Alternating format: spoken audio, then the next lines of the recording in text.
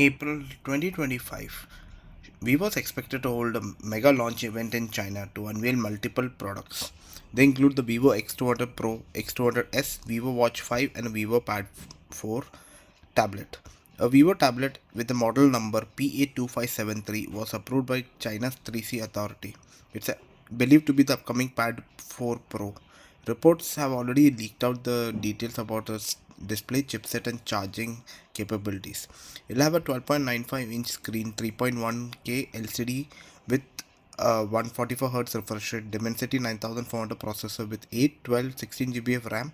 Front will have an 8 megapixel camera, rear will have a 13 megapixel camera, and it will support 66 watt fast charging.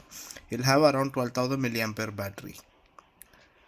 The Pad 4 is expected to run OriginOS 5 for Pad overlaid over Android 15. It's expected to face competition from the Oppo Pad 4 Pro and the Xiaomi Pad S7 Pro, both of which is expected to launch in April itself.